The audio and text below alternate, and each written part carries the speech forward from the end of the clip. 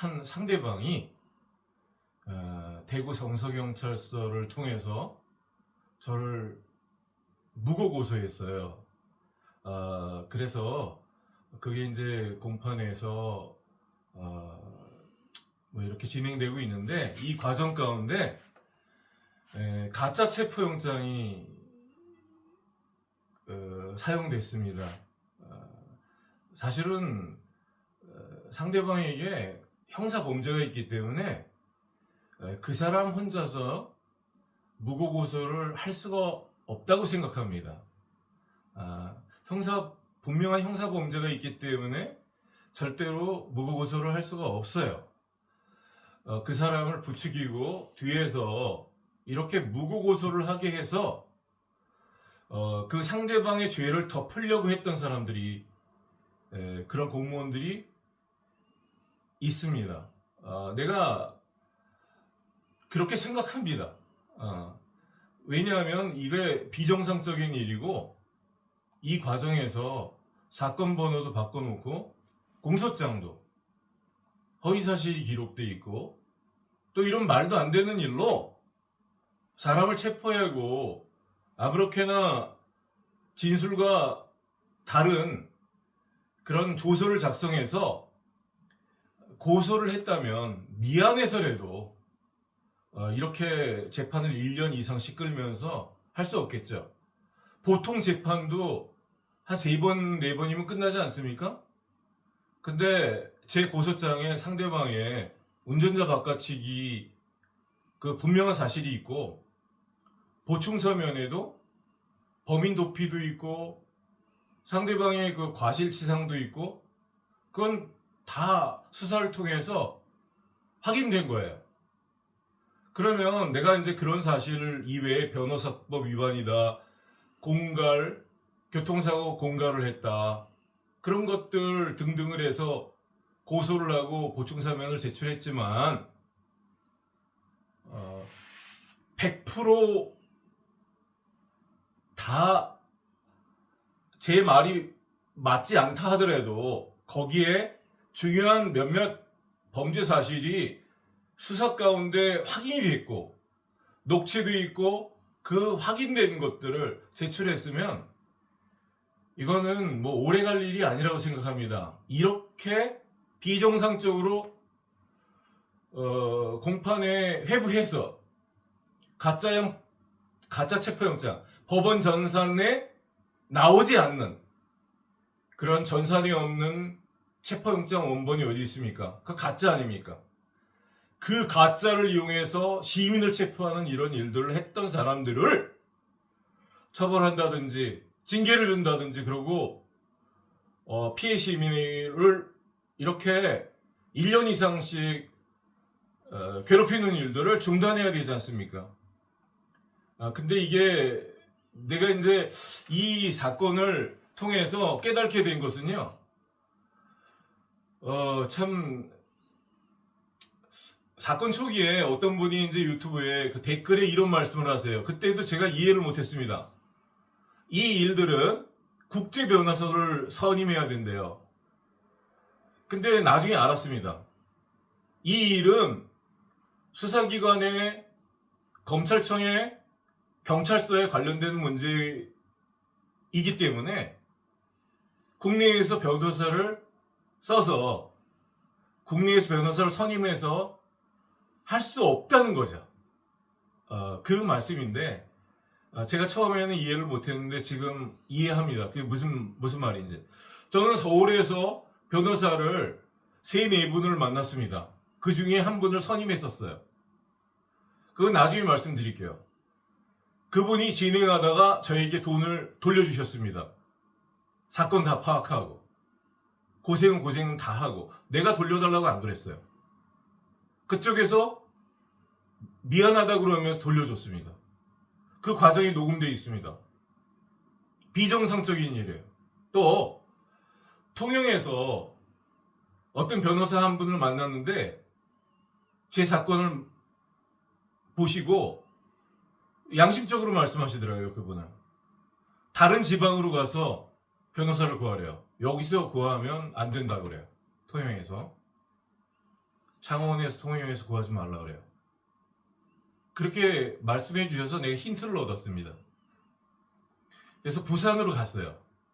부산에서도 최소한 7분 이상의 변호사를 만나서 상담을 했고, 그 중에 두 분은 한 분은 선임을 했고, 한 분은 선임 전 단계까지 갔다가 선임을 하지 못했습니다.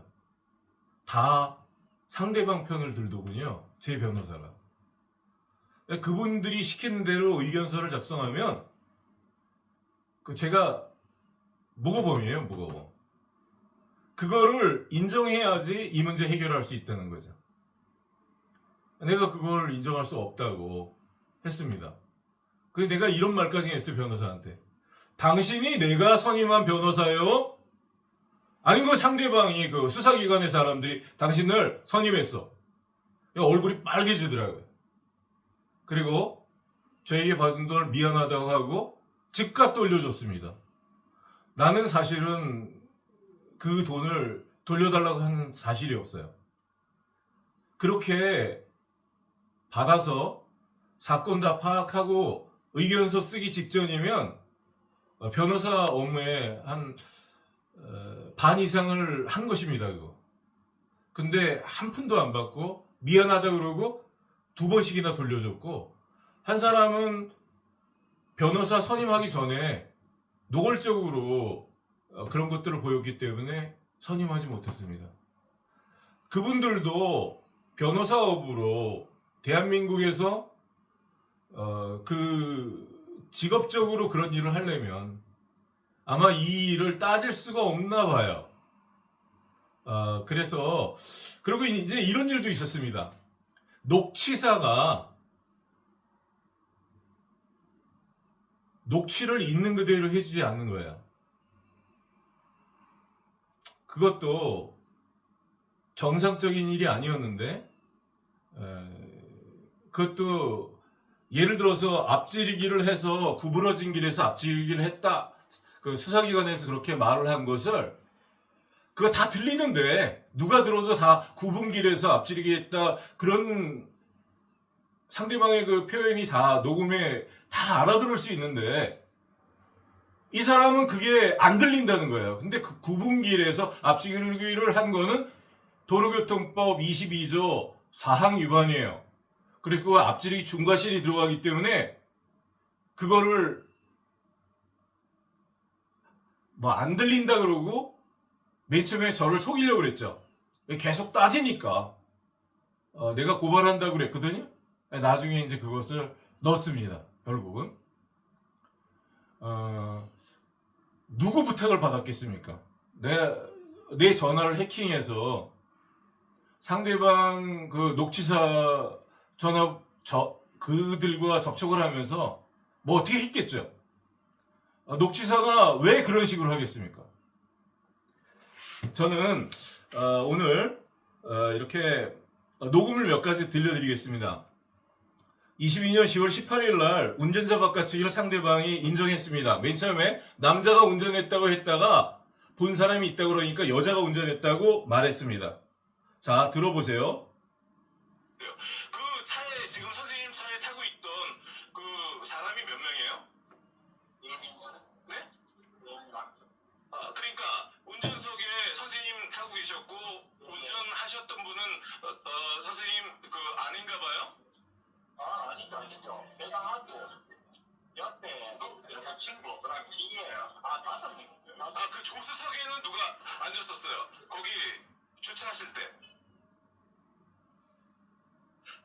그때 본 사람들이 그 여자분이 운전하고 왔다고 그랬어요. 예. 자, 운전자 바깥치기를 맨 처음에 이 사람이 남자가 운전했다고 거짓말을 했어요. 그리고 그 차에 4사람이 타고 있었다고 거짓말을 했습니다. 그래서 나중에 운전한 사람이 여자라는 걸 누가 본 사람이 있다고 그러니까 그때서 여자가 운전했다는 거를 이렇게 실토했고요.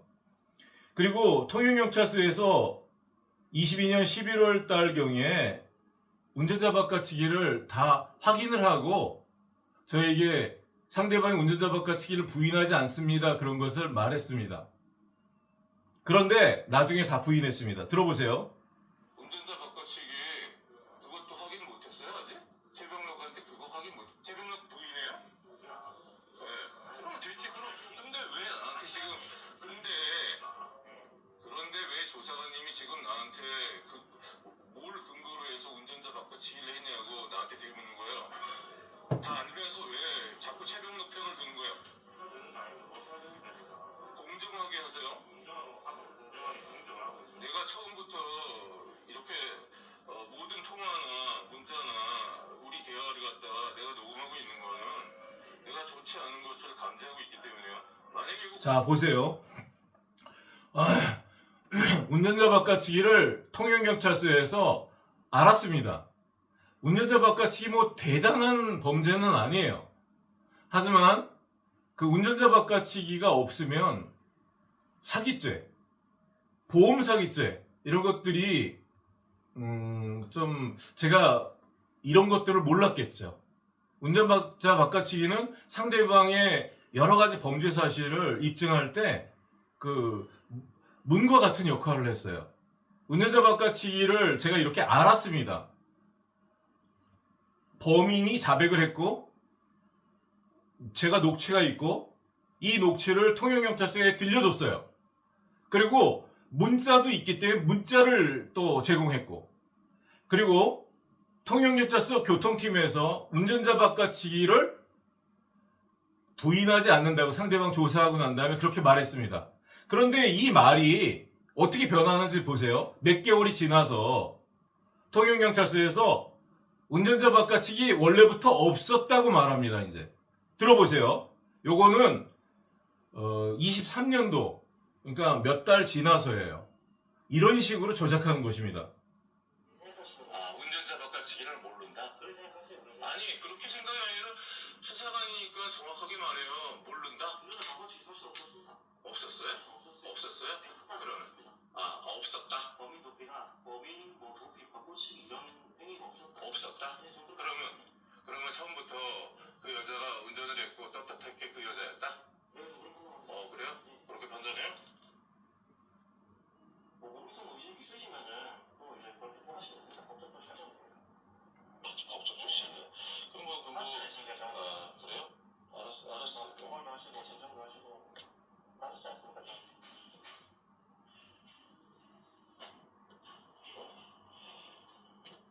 사실 그러고도 경찰관이야? 그렇게 말씀하시지 마세요.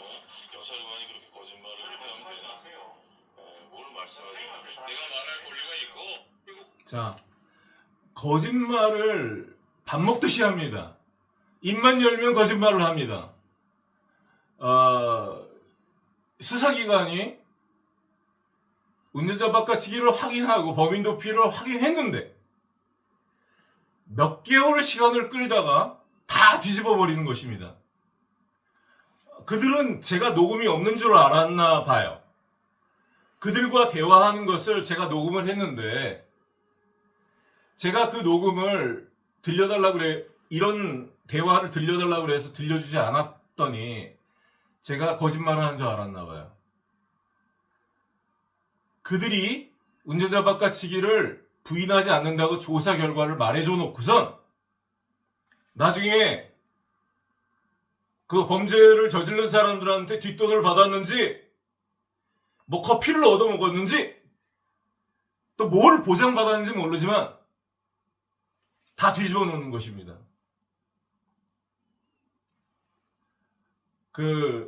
이게 심각한 문제라고 생각합니다. 저 혼자서 문제라면 이렇게 말하지 않겠어요. 이미 2,500만 시민들께서 이 영상을 보셨습니다. 예전에는 정치검사들이 정치인들을 조작해가지고 감방에 집어넣고 이런 짓들을 했습니다.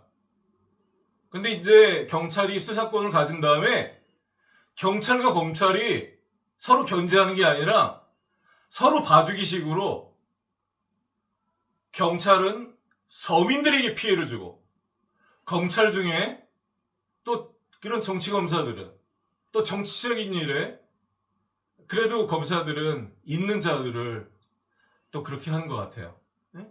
이 경찰들은 그 서민들을 대상으로, 내가 왜 서민이라고 그러냐면 변호사를 선임할 수 있는 정도의 계층의 사람들에게 이렇게 못하죠. 그 사람이 저를 볼 때 그렇게 보였나 봐요. 자, 이런 것들이 어떤 죄냐면 범인 도피죄입니다. 경찰이 범인을 도피시키는 거예요. 형사범죄입니다.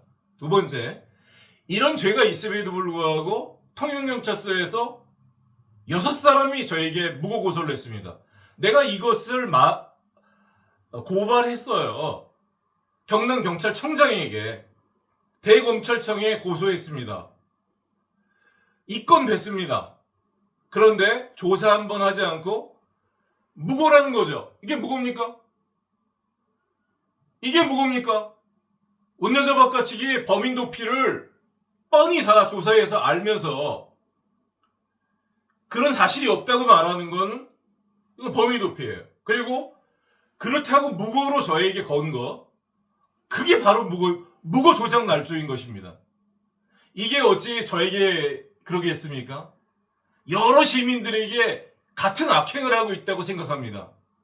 그러니 대통령의 지지율이 경남, 경북 지역에서, 대구, 부산 지역에서 바닥을 치지 않을 수 있겠습니까?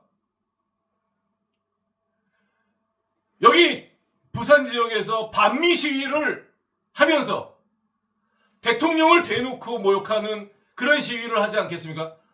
시민 여러분, 내가 뭐 대통령 편을 드는 것이 아니에요.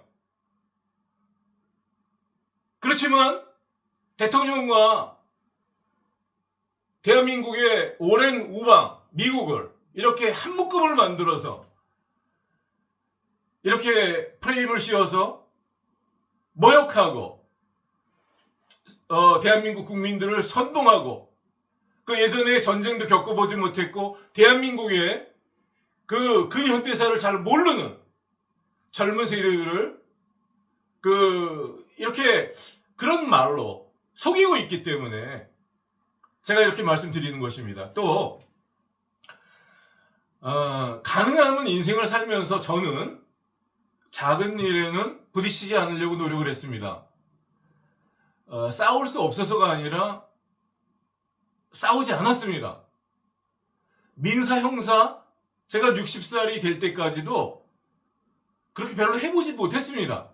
한국에 와서 이 핸드폰을 구입할 때 그 조그마한 사기를 당했지요. 경남에 가서 집을 구할 때 또 그런 일이 있었어요.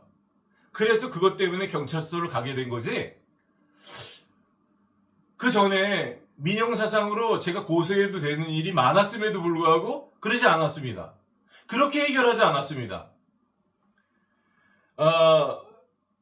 이 사람들이요, 증거를 인멸하고 은닉했습니다. 그리고 제가 증거를 은닉하고 인멸했다고 통영경찰서에서 자백을 했기 때문에 그거를 따지고 써서 제출을 했더니 그걸 무고로 걸었어요. 들어보세요. 통영경찰서에서 증거를 은닉하고 인멸했다고 말하고 있습니다. 내려와가지고 어쩌고저쩌고 사람들을 웅성웅성하고 우리 확인만 하고 나중에 그랬다 그 얘기를 하는데 없앴어요? 없앴다 하는 게 아니고. 자, 다시 한번 들어보세요. 없앴다고 했습니다. 그래서 내가 없앴어요. 그러니까 없앴다는 게 아니고 뭐 없어졌다고 뭐 그러면서 뭐 돌려줬다고 그런 말을 했습니다. 들어보세요. 확인만 하고 나중에 그랬다 그 얘기를 하는데 없앴어요? 없앴다 하는 게 아니고 여기 제출받은 걸 없앨 수 있어요? 없앴다고 안 했잖아요. 예, 뭐라 그랬어요? 없앴다고. 예, 설마든가. 예, 그럼 뭘 지금 그렇게 들었어요, 내가. 없앴다고 얘기 안 했다니까. 그럼 뭐라 그랬어? 예, 없어진 거다 그 얘기를 했잖아. 그럼 우리 지금 없어진 거 같다고? 반납을 했는데. 교통사고로 접수를 해갖고 잠깐만. 예. 그런 걸 지금 녹음하고 있습니까? 녹음하고 있습니까? 예, 당연히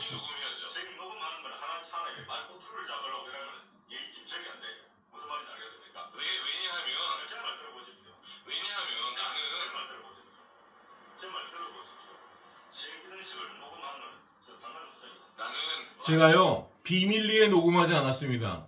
공개적으로 녹음했습니다. 내가 공개적으로 녹음하는 이유는 서로 거짓말하지 말자는 거죠. 공정하게 하자는 거죠.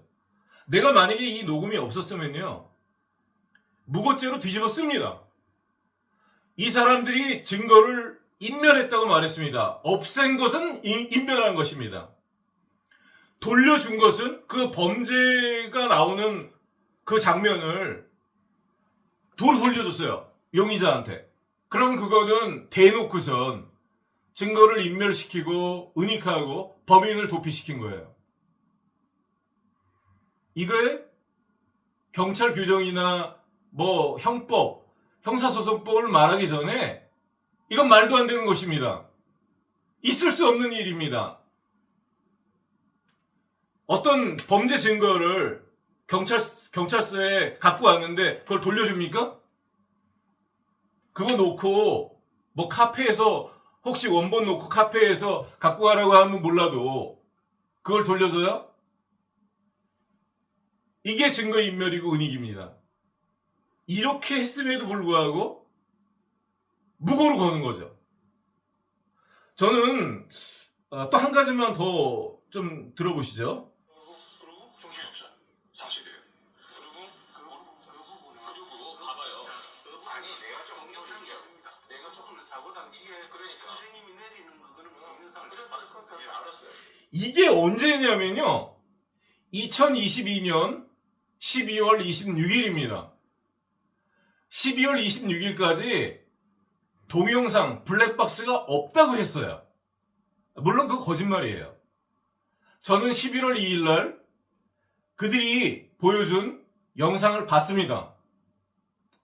그 영상은 어떤 장면이 나오는지 제가 똑똑히 보고 나중에 그 영상을 꺼내려고 할 때 이들이 처음부터 안 보여줬다는 거죠. 제 정신이 이상하다는 거죠. 11월 2일 날 영상을 봤습니다. 그 영상을 숨겨놓고 지금 이렇게 12월 26일 날 아무 영상이 없다고 그랬어요. 그리고 12월 26일 날 휴대폰 영상을 보여줬습니다. 그리고 나중에 수사 서류에는 블랙박스 보여준 걸로 다 적어놨어요. 그런데 그때 이런 녹음이 있잖아요. 이런 녹음에 제가 상대방 그 교통과 사람들 몇 사람이 있었는데 그 중에 한 사람이 휴대폰 영상이었다는 걸 자백했어요. 그러니까 꼬리를 잡은 거죠. 휴대폰 영상을 보여주면 안 되는 것입니다. 블랙박스 영상이 원본이 있었음에도 불구하고 그들은 있었대요. 지금은 이제 말을 바꿔서 처음부터 있었다는 거죠. 휴대폰 영상이. 그걸 보여줘야 되고. 또 나중에 알고 보니까 22년 12월 26일 날 이미 포렌식을 해왔어요. 그것도 뭐 경남경찰청에서 해왔다고 하는데 그것도 있었습니다. 통영경찰서에.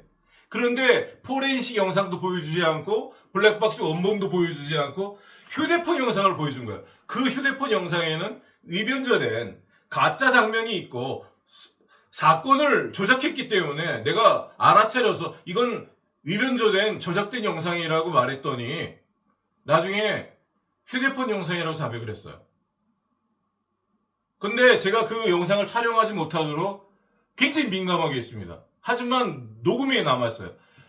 블랙박스 영상이 있는데 왜 휴대폰 영상을 보여줍니까? 그거 위법이에요. 형법 155조에 있습니다. 다른 기기로 이렇게 만든 그 자료들을 사용하는 거.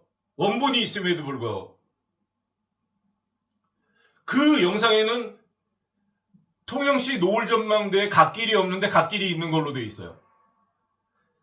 그 휴대폰 영상에는 저희가 앞지르기 피해를 당했는데 어떤 차가 우리 차 앞으로 들어와서 앞지르기 피해를 당했는데 우리 차가 뒤에 가만히 서 있고 앞에 앞지르기를 한 차가 가만히 서 있는 걸로 시작해서 우리 차가 뭐 이렇게 추돌을 했는지 비켜갔는지 모르겠지만 뭐 이렇게 그런 장면이 나왔어요. 그래서 그게 아닌데 내가 목격한 사람한테 들은 얘기가 아니고 상대방 차에 또 그 앞에 산타페차가 있는데 그 차에 들은 말, 여러 가지 말을 종합할 때 이게 아닌데 그렇게 따졌죠. 이렇게 지금 여기 나오는 것은 통영경찰서에서 운전자 바꿔치기를 속였고, 범인 도피를 뭐 처음부터 없었던 것도 또 덮었고, 증거를 은닉하고 위변조회고, 휴대폰 영상을 보이고, 증거를 인멸했던 거 다 자백했지만, 제가 그걸 따지니까, 왜 따지냐면, 그거를 있는 그대로 사건을 처리해주지 않고 자꾸 제 고소사건을 받지 않고 엉터리로 조사를 해서 엉터리 허위 보고서를 쓰니까 허위의 조서도 작성하고, 저는 통영경찰서에서 조서를 작성한 일이 없습니다. 교통사고 관련. 내가 고소장을 제출했어요. 근데 제 고소장을 접수를 시키지 않습니다. 한 달이 지나도록. 고소장은 접수하면 바로 시켜주는 거예요. 제가 23년 1월 19일인가 이렇게 고소장을 내용증명으로 보냈어요. 그러면 그게 받자마자 접수되고 사건 번호가 나오고 경찰청 킥스에 올라가야 정상입니다. 그런데 그러지 않고 한 달을 보냈어요. 그 고소장이 어디 있는지 모른다고 그랬습니다. 그건 완전히 불법이에요. 그래서 나중에 따지다가 보니까 겨우 킥스에다가 올리긴 올렸어요. 사건 번호를 하나 만들어서. 그런데 고소인 보충 조사도 해주지 않았습니다. 아직까지도. 지금 2년이 됐는데 아직까지도 고소인 보충 조사를 해주지 않고 제 조서를 통영경찰서에서 마음대로 작성했어요. 두 부를. 저를 앉혀놓고 작성한 게 아니라 제가 그때 간 일이 없는데 내가 증명할 수 있습니다. 내가 그때 어디 있었는지, 어떤 녹음을 어느 장소에서 했는지. 내가 다른 데 있었어요. 다른 사무실, 다른 장소에 있었어요. 거기서 내가 녹음을 했어. 다른 사람들의 얘기를 하면서 녹음하겠다고 말하고. 그 원본이 있습니다. USB에 다 담아놨어요. 다 증명할 수 있어요. 내가 거기서 조서를 작성한 시간이라고 써놨던 그 시간에 통영경찰서 교통팀에 있지 않았습니다. 이렇게 허위로 조서까지 허위로 꾸며서 송치를 시켰어요. 내가 지목하지 않는 사람을 가해자로 해서 그 사람이 우리 아내예요. 내가 아내한테 치상을 당했다고. 이렇게 허무맹랑한 송치를 했고 그거를 검찰청에다가 말했습니다. 만나주지도 않았습니다. 그리고 바로 처벌했어요. 그래서 정식 재판을 청구했는데 지금 1년이 됐습니다. 1년이 지났어요. 검찰청에 간 지가.